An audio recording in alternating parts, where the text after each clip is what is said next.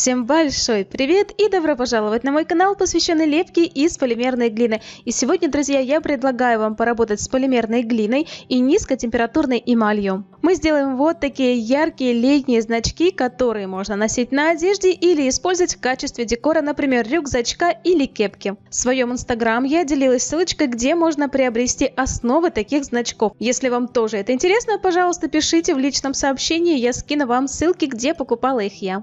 Для начала рисуем или распечатываем необходимые эскизы для будущих значков.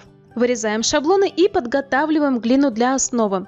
Полимерную глину можно использовать любого оттенка, будет также классно смотреться, если вы возьмете белую полимерную глину. Я же использую черный классический цвет. Хорошенечко разминаю пластику и довожу ее до мягкого состояния. Прокатываю глину на пастомашине. Толщина пласта должна не превышать 2 мм. И раскладываю пластику на той поверхности, на которой буду обжигать заготовки. Я использую небольшое стеклышко от фоторамки.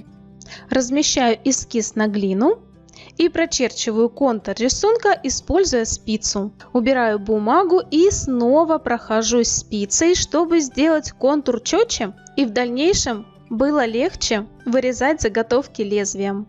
Не спеша, чтобы не рвать и не тянуть глину, убираю лишнюю пластику с поверхности глины. По краю прохожусь лезвием и вот так вот снимаю лишнюю глину, освобождая пространство между каждой заготовкой. Используя силиконовые дотсы, сглаживаю края каждой из заготовок. Друзья, напишите в комментариях, работали ли вы с низкотемпературной эмалью и какое впечатление у вас сложилось от работы с этим продуктом.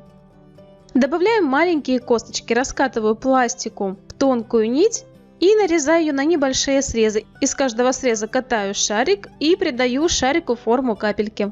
Для лимона и клубники использую песочный оттенок глины, а для арбуза буду делать косточки черного цвета.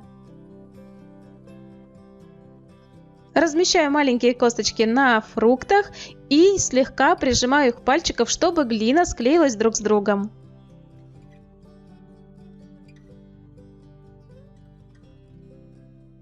Приступаем к тонировке низкотемпературной эмалью. Чтобы нанести эмаль тонким ровным слоем на поверхность изделия, можно воспользоваться гелем для низкотемпературной эмали. Если же у вас его нет, смешайте ее с небольшим количеством спиртосодержащего раствора, например, муравьиным спиртом. Смешиваем компоненты в одинаковых пропорциях и наносим на наше изделие.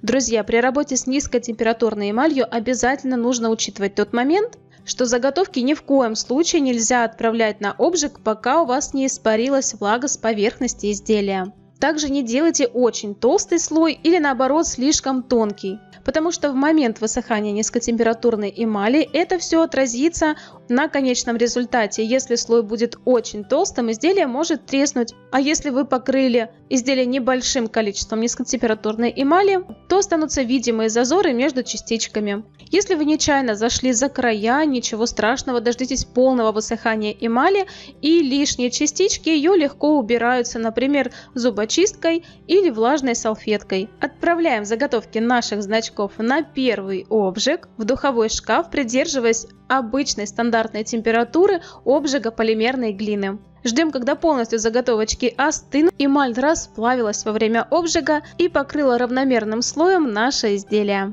Приступаем к креплению значков на металлические основы.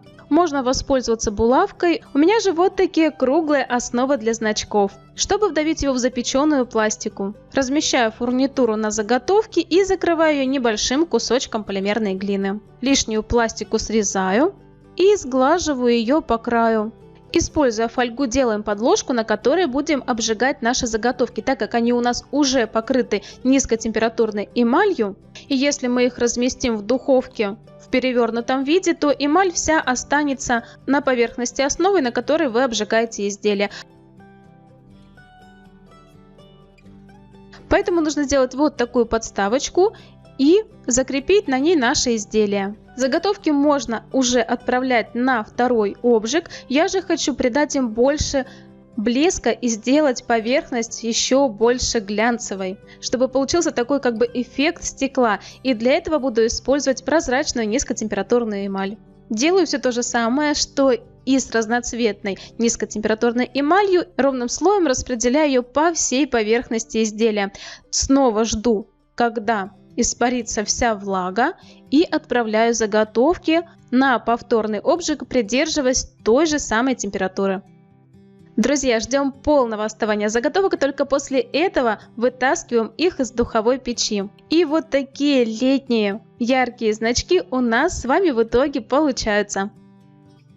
Напишите, пожалуйста, в комментариях, интересна ли вам тема с использованием различных инструментов и материалов в смешивании с полимерной глиной, и какие вы лично используете дополнительные материалы при работе с пластикой. Я очень надеюсь, что это видео было для вас полезным, оно вдохновит вас на создание своих интересных украшений.